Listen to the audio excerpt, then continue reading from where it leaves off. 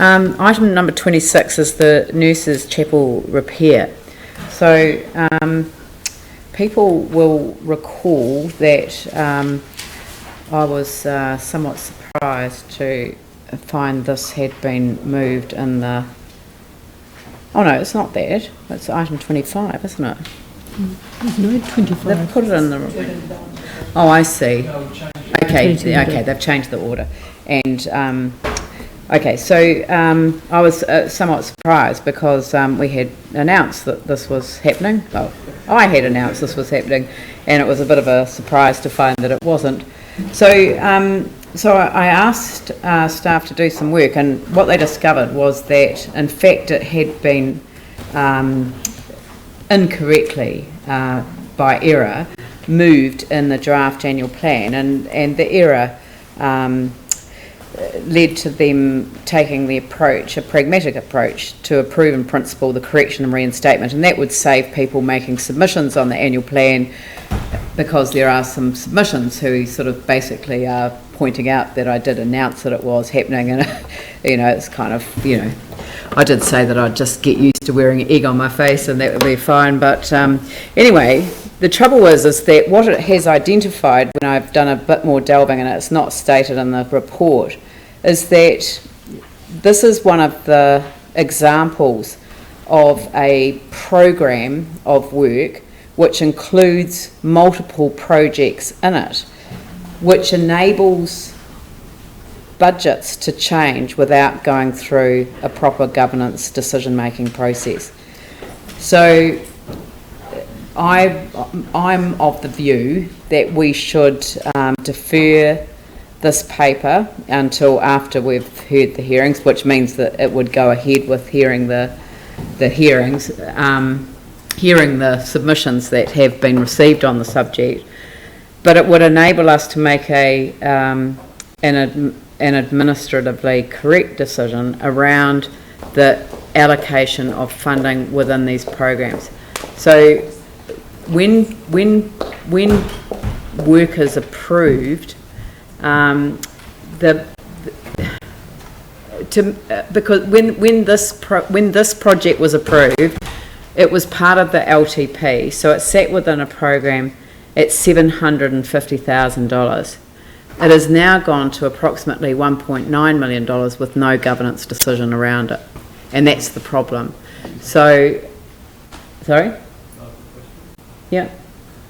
What I don't understand about this, and I'm asking a question because we had a deputation from Anne, who's over there, thank you, to ask about this issue to our community board, and I said, well, as far as I understood, the project was supposed to have been started, and when I look at the press article, it says the council, which owns the building, will spend an estimated $1.8 million to fix, strengthen and restore it. This was in November. The work is expected to start within weeks. So how could we go out and announce something's about to start in weeks and it didn't start? But it did start in the sense that there's a lot of investigation work to be done, and as you can see from the report, the engineer has determined that a mortar and brick compaction test was required, and the timeline to obtain the results added 6 weeks to the project timeframe.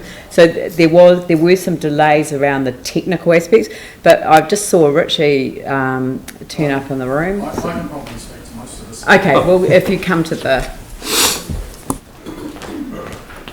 So I'm Darren Moses, and I'm running the program facilities rebuild. This is one of probably a good couple of hundred of projects that fit within that.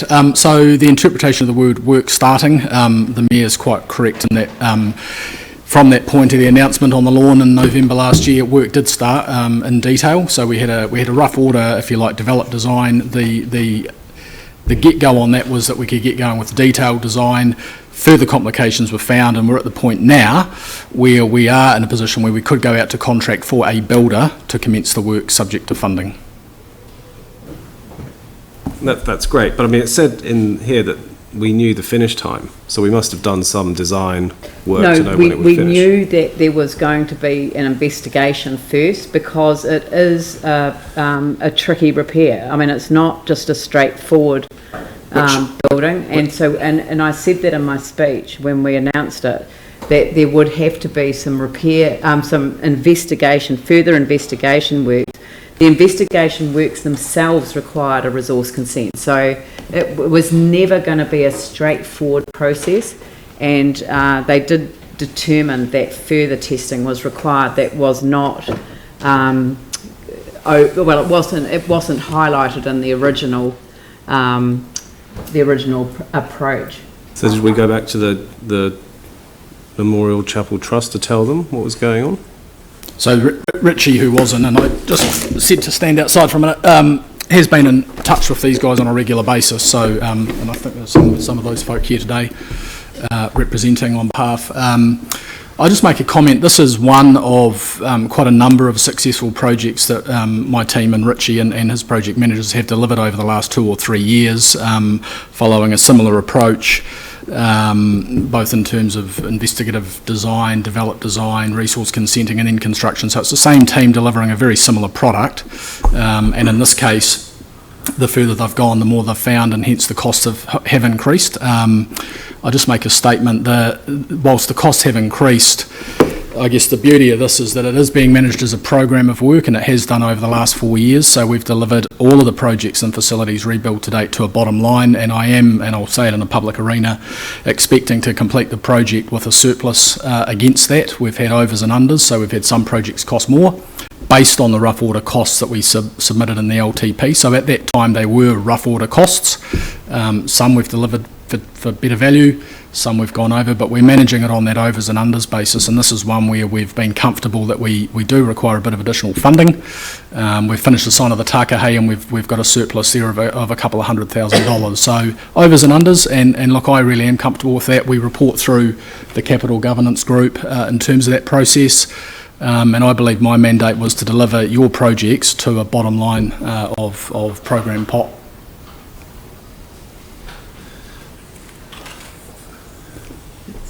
An interesting view. Yanni and then Aaron.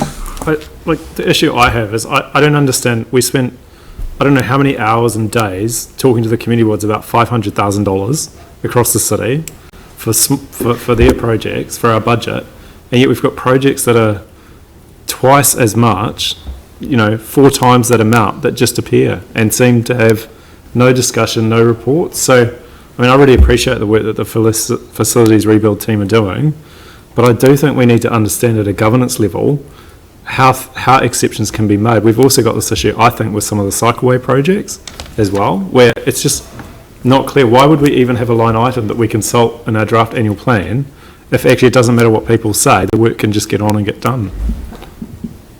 Hang on, Aaron's next and then Vicky. Well, is it possible to kind of understand why we're putting these projects in our draft annual plan if it actually doesn't matter how much money we've got on budget? It's only the program that's really up this for one would debate. have continued if it hadn't have been shifted in the budget. And as the report says, it was an administrative error that took it out.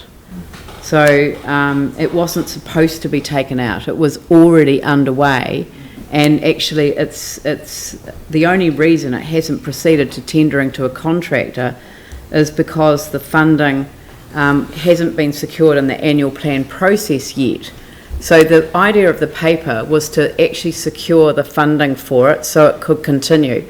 I would be perfectly happy to proceed with that today, as it's a decision in principle. The only thing that's been alerted to is the program of work approach, which you have raised on a number of occasions, programs of work not requiring any reference back to governance, and it doesn't feel right to me, and that's why, even though obviously I would prefer that this got brought, that we confirm today that we are going to reinstate the budget for the repairs to the Nurses Memorial Chapel so that they can just get on with the job that they've already started.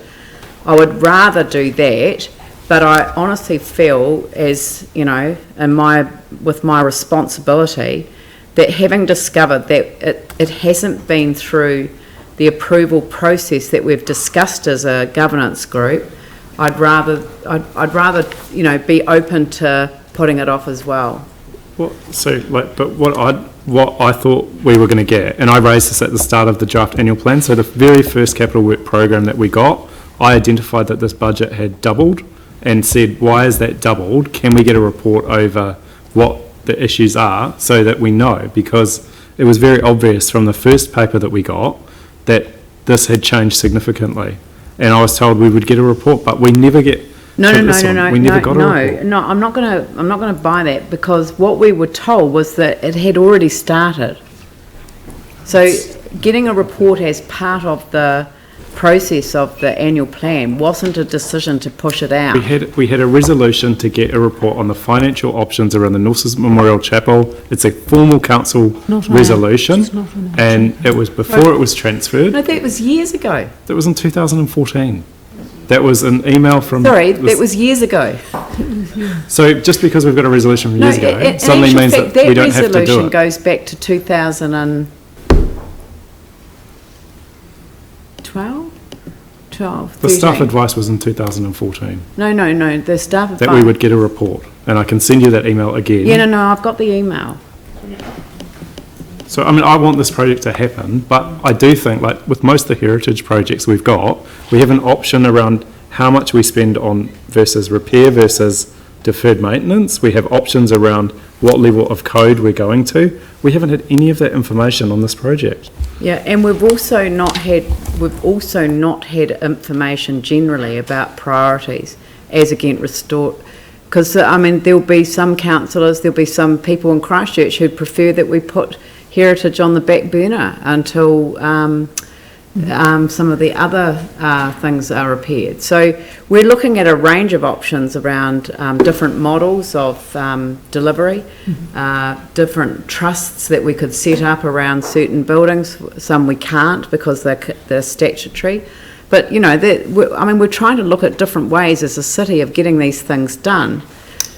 But so I think one of the aspects, as Darren explained, is that at the time that programs are put in the LTP, they're put in with an approximate budget, because we don't want to have spent a whole lot of money on detailed designs until we know they're going to get over that hurdle. Once they're in the program, the council has given discretionary to the capital governance group to actually make those rigorous decisions about over and under. So it's not just left to Darren. He does actually report up to a governance group that actually look at and it's always to the bottom line of the program. That's right. And if there was ever a point that actually something was going to fall out of the program, that would certainly come back to council, because It's actually, here's a package of projects and you do it under this bottom line, and you manage your overs and unders as you get the detailed designs of projects. was at the end. The one at the end has the greatest thing of missing out. Sorry, I see the question. They're prioritised as equals, if you like. So we're not, Nurses Chapel may appear on a list at the bottom. It's not. We're doing them as they come on stream, as they're doable, achievable. So they're all being delivered at once. We've got some that are still in design, some like the Takahei's now complete. They were all in the same sort of the mix altogether, and things move as projects do, that some of them are easy to move through. Nurses Chapel has proven to be more complicated than we envisaged 2 years ago when we put the funding in. But they are equals, and the commitment to me, from me, is that they will all be delivered, because that was the commitment, whether they're rebuilds or repairs. That was my question, but Aaron was first. Aaron? Yeah, so I was more than happy to move this today, because this is just a correction to something that was incorrectly deferred. And the reason why I was more than happy to do it, and so I'll ask you the question around that, is over timing, that this needs to be finished by next year, and it says August next year in here. Yes. My expectation is, well, and that's only 8 weeks before the November 100-year anniversary of the end of the war, which is very important given the status of this chapel to not just this city, but the entire country. Yes, agreed. And knowing that was coming here today, that date has had a lot of attention in the last week, with a commitment that is our commitment.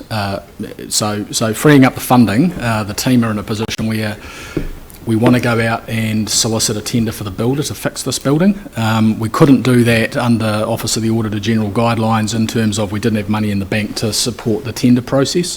This will allow that process to take place and then hit that.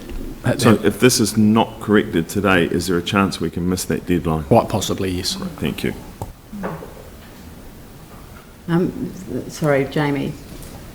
Oh, sorry, Vicky was next. Oh yeah, Vicky. I won't take Vicky's. Of the overs and unders, Yep. there have been quite a few in terms of heritage buildings. They're quite difficult to assess what's going to happen, but basically there have been overs and unders all the way through that have then been approved along the way, Yes. and the works all being done from the same budget, basically. Absolutely right. So Right. there's a, if you like, there's a parent code that Yep. was approved, and then if you like, the projects are siblings that that they That take fight off. over the pocket money. Take Yep. off the required amount, and at the end of the project, the surplus is put back to the parent until the next project's going in May. And in this case, to be fair with the Heritage Program, this is probably the biggest deviation from the rough order cost of a couple of years ago that we've had.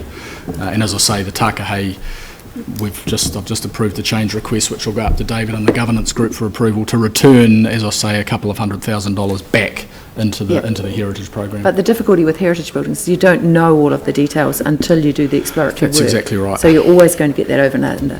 That's what I'm not seeing the problem hugely. I'll try and restate it. So, No, I know what you think it is. yeah, but I think that, I mean, the difficult thing for me is that, you know, under the Local Government Act, it seems like we have delegated to staff a really high level of decision making around options, around repair, timing, priorities within a program, and that to me wasn't as crystal clear as it is with this this decision. But given where it's up to, and given the importance of it in terms of the centenary commemorations, I just think that, I mean, I'm perfectly comfortable with passing this resolution and getting the contractor to complete the work. I'm really comfortable with that. But what I'm not comfortable with is saying that that the mechanism for spending these vast sums of monies within programs is necessarily right, and maybe that's what we need to get a report back on so that we can actually consider it. But it's not just your program of work, it's actually other programs of work. I think there's 60 to 70 programs where significant sums of money are located, and I think that we need to have, because I keep saying just because it's on budget, Yes. it's not a governance decision to commence the work.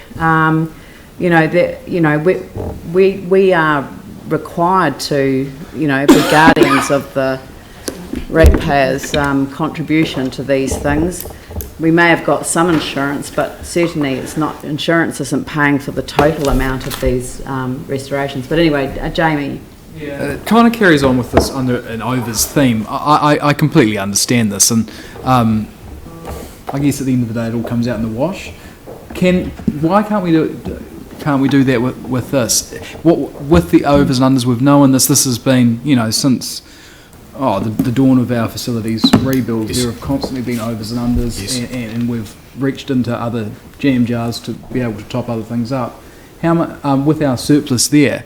What's the additional amount that we would? No, it's not. It's only been moved. It's been moved in the budget by accident, and we need to bring it forward for it to continue. So we can open it in 2018. So is it? It's only 'cause it's been simpler than moved. that. So it's just simply that due to the administrative error, the funding that was in this current year is now in the next year. Correct. Okay, well the issue that I've then got with that, so that's even simpler again, probably clarifies my position even more. The most important thing is that you do what you say you're going to do.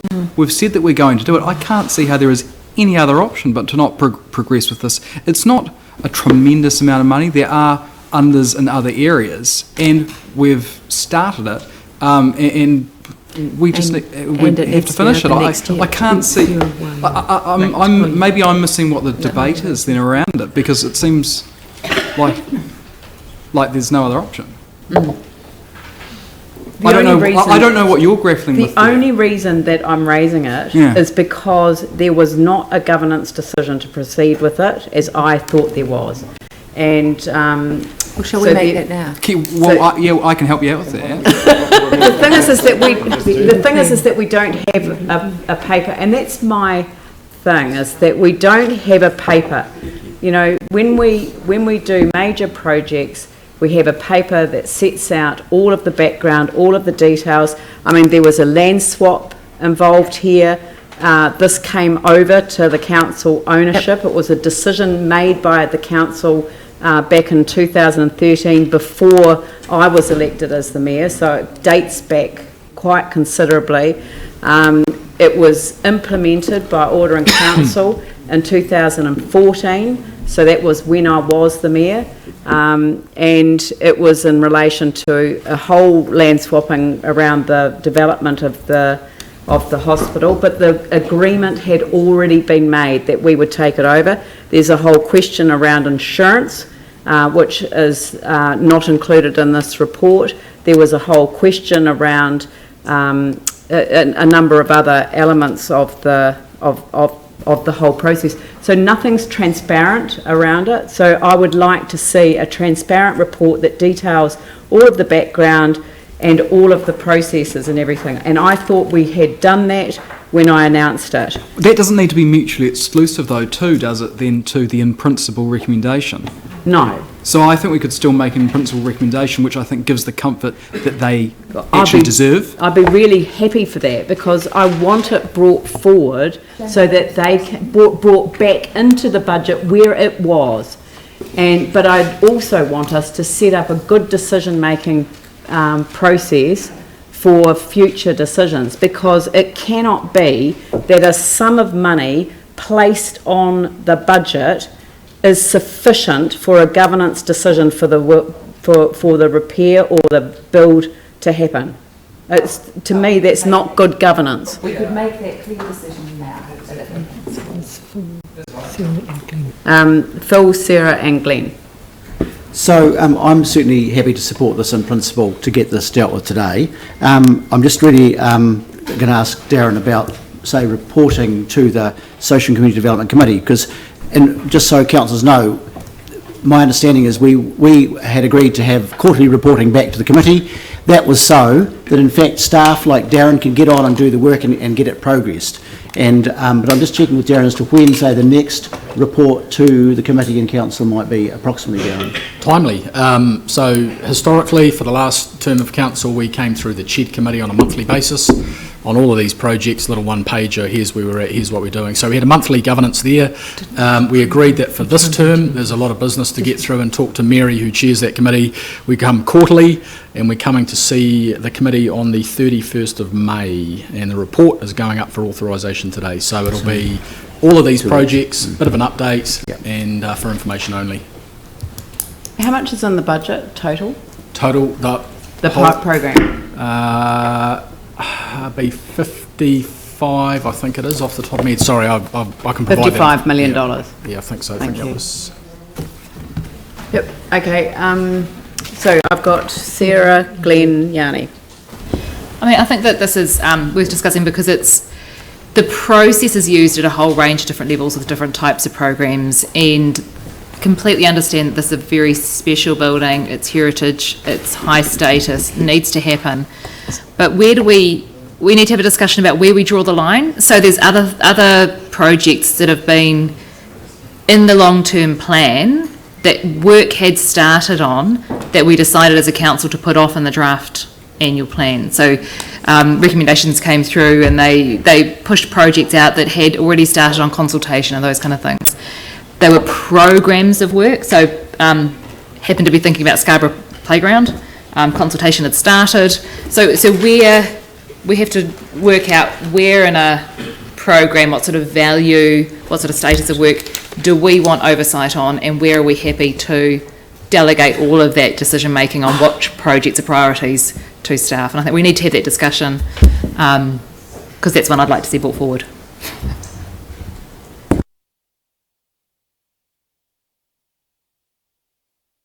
question really, just over the timing and the committee structure. I noticed that announcement was a month after the last election, and we didn't have our committees in place by then. So, you know, I really appreciate all your reporting, Darren, in the previous term. It was monthly. We had a consistent, ongoing conversation over a whole range of heritage and other community facilities. Just wonder whether that lack of structure had a bearing on things, or? No, not at all. I think my take was that there was a fair degree of comfort, I think, possibly, that things were ticking along quite nicely. The projects all spawn their own micro world of community consultation and engagement and what have you, and that those issues would come up. So we weren't really bringing any significant issues back to that committee, so we felt that quarterly would be a regular pace. We've had a lot achieved in the last 6 months towards summer, as you know, with opening a number of community centres and facilities and heritage buildings in Mona Vale. So we're back into more of a steady as you go. So we think quarterly will just provide that degree of comfort that we're on track. We're targeting having the entire program complete towards about Christmas next year. It's just about everything done, new builds, repairs, etc., etc. Right. Thank you.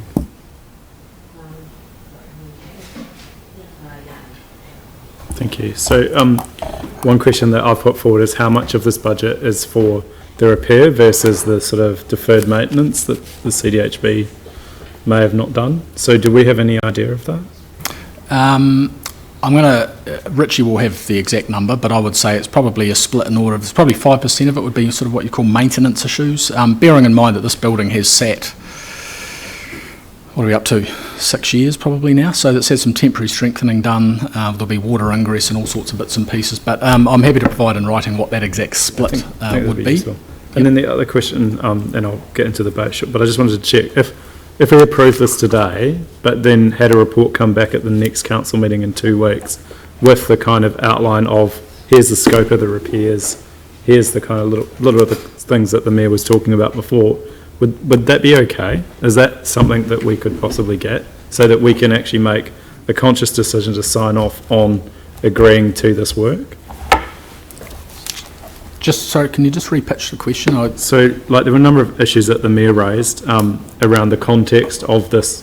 You know, how it was acquired by council, what the financial issues have been in the past, what the options are in terms of repair methodologies, timeframes, etc. Like, you know, when we got the sign of the Tākehē building, which was referred to, we got a report that said, you know, here's to the percentage of code that we want to fix it to, here's how much it'll cost, here's the kind of proposed methodology. We haven't had any of that for this. So I just wondered if, you know, if we agreed in principle today around the reinstatement and the planned budget, but also got that report that actually signed off as a council to say we're happy for this project to go ahead. And so, just a couple of comments here. Certainly can bring more information back, absolutely no problem. I guess that was the transition because we were bringing projects on a project-by-project basis to this council, and it was getting probably a little bit frustrating on both sides, possibly, and we agreed that we'll move away from having that project-by-project approval into more of a what do we need to fix and how much do we need. So I'm not sure. Certainly with the nurses' chapel, absolutely that information is at hand, and I'm sure we could have that information to you very quickly. My slice of that pie is essentially the project management building side of it, the legacy issues relating to land transfer, and I mean Andrew owns this asset as the internal customer at the end of the day here. It's a council asset, but he's our internal client, so Andrew can talk to that stuff. I can talk to the what are we doing, how are we fixing it, and what's it costing. So I absolutely could bring that information to you, not a problem at all. So are we in debate now? Or? No, look, I think that, Dion. Okay. Because the question, I guess the question that I've got is that it's kind of related to what Yanni's just said, that there's almost no point approving it in principle if you're going to then expect that the council will make a decision. I think that it's probably better that we approve it in principle, but then we ask for staff to prepare a report on the capital programs as well. I mean, I don't recall us being so explicit about the nature of the projects that went into programs. I was shocked the other day to find out that there are 60 to 70 programs. That was a surprise in terms of the number. What does this program cover? Facilities Rebuild program is a singular program, basically covers so it's suburban facilities, it's what I'd loosely call community facilities, so representing, for the most part, Mary's assets, for want of a better term, so libraries, pools, toilets. Andrew looks after the heritage assets, so libraries, pools, toilets, sports fields, pavilions, the things where people congregate in the communities, have fun activities. We've done Waltham Pool, we rebuilt the Norman Kirk Pool, we've built community centres in Heathcote and Redcliffe's Library, we're doing Bishopdale and Sumner Library, so it covers quite literally hundreds of assets across the city. But some of them do come to us for approval. Not in recent times. They did early in the piece. They were coming on we used to have to work up quite a detailed case with a cost and come and seek approval, and it was happening it was quite a bit of churn involved in that, which is why we discussed the notion, if you like, of calling it a program. We worked through with community boards what are the priorities, we can only fix so much initially, what will we fix, lists were agreed, and off we went. So. And how did heritage fit into that? Because they're all EQ projects. Yeah, I'm essentially an earthquake. I'm the council's earthquake PMO. So instead of Fletcher's fixing houses, I'm fixing the citizens' assets, and that's what we do. And heritage are part of those assets, whether they be the Takahe, the Mona Vale, Craycroft Community Centre, etc., etc. It's great work. It's rewarding work, and it's the work we're trying to complete, really. So it's not the new projects don't fit in those programs. Well, we're building new things to replace earthquake damage. So Sumner's getting rebuilt because we lost that entire asset. We rebuilt the Redcliffe's Library because the other one was a complete write-off. But they're not completely new things. They're all related to EQ work. Yeah, nothing growth related, nothing. So it's just the EQ work. Yeah, and I also run the housing program as well, where we were fixing social housing as well. Yeah, so it's absolutely right. To be crystal clear, it's the EQ related 55 million fix it, find it. What is that per year? Project. I think that's the bottom line. Okay. Yeah. Well, what's wrong with getting? Yanni wanted a report, but which I think is a good idea. I slightly disagree that sends a signal, or that there's no point in doing it because it says that we're probably going to approve it anyway. Yes, that's exactly the point. We probably are. That's why we've said in 1A, hopefully, that in principle we plan to fix that administrative error. So I think that's really the question: is do you or do you not want to proceed with what we said that we'd do and what we were doing? For me, that answer is yes. If the answer is no for some people, I think that's fine. They can vote against it. Yeah. But I think we need to make that call and ask that question. That's true. But if the second one is to produce a report, probably to coincide with the annual plan, and that's fine. But if that is to approve it, then what's the point of approving it in principle? Because it gives you what you wanted with the transparency and bringing up all of the issues that we've discussed, which I think are completely valid, and they probably have fallen by the wayside. So we can correct that. We can get what those options are, as long as the figures aren't changing. I'm fine with that. We've said that we'll do it. I'm happy to continue doing that. But I think that I don't necessarily think that we're losing anything. Well, as long as the people that support the resolution today are committed to supporting. I think Ian would probably say that we couldn't do that. But I'd say that it's highly unlikely that we wouldn't. It wouldn't make a lot of sense, though we keep an open mind. Yeah. Yeah. So, but that's but we've set expectations. That's what a long-term plan is. No, I understand that. Yes, we can change our mind, but I think it would be unlikely. And the question now is, do you want to progress with it? For me, I think yes, and I think we can have that report, and I think that can highlight a lot of the issues that you've raised, which are valid. And I think that if 1A passed, then I think that it would or B, which then called for a report today, I think it would be unlikely that it wouldn't pass when it came to us. Request staff to prepare a report on this program. On this project or the facilities rebuild program in terms of how it operates and the nature of the projects within the program.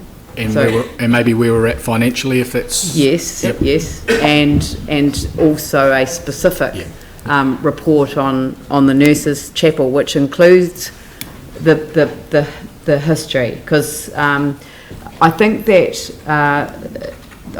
there has been an unwillingness to commit some stuff to writing because the original decision was taken in PX, and I mean, as I say, it was before I was mayor, and I can see no reason now for that original decision to remain in PX, because the order in council has been passed, and both the Canterbury DHB and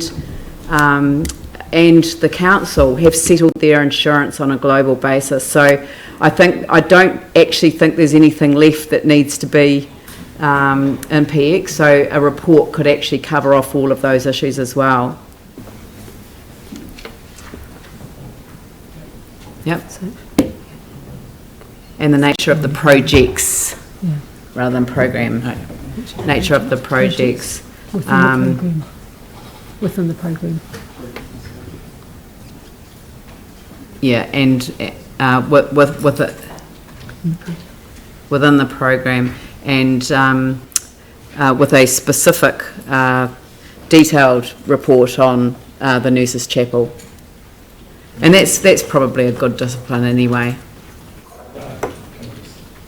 I think that would be really good, because you've got a number of other projects like Wolston, Redcliffs, that have had reports to council and have had governance sign off on scope, design, and particularly for the Nurses Memorial Chapel, there is actually a formal council resolution and formal council staff advice that a report would come back to us. So I think that protects us from the audit office if we do actually get that report back. But all we're talking about in terms of one is fixing the administrative error in the draft annual plan in terms of the timing, and there's a number of other projects that have actually been deferred or been brought forward around different years. So actually that number one is almost irrelevant if you've got flexibility within your program to move money from year to year to fix what you need to fix, and that's, I think, the bit that we do need to get answered under two.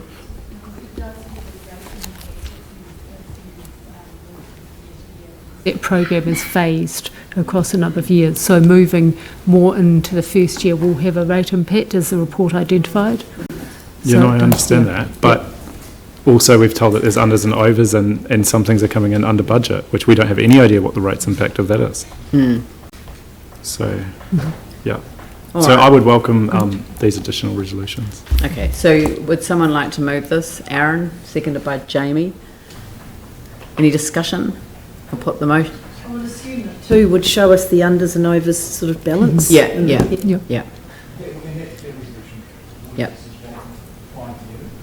Oh, absolutely.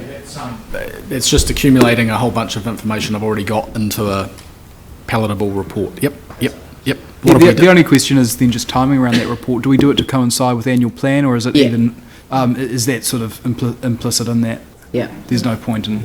Yeah. I mean, the bigger picture stuff around programs versus projects, that's the LTP. So, but this report now, for the annual plan, right? Just to be clear, an expectation when that is exactly that I need it. We were just saying, I guess... Before we sign off on the... Yeah. So before we sign off, so it'll have to be June. 2nd June, early June. Early June? That's doable, though, isn't it? Yeah. But this is good, because this will send a signal to people who have quietly waiting for a signal that we don't need to worry about it in terms of the annual plan. All right, I'll put the motion. All those in favour say aye. Those opposed say no. Let's carry. Thank you very much.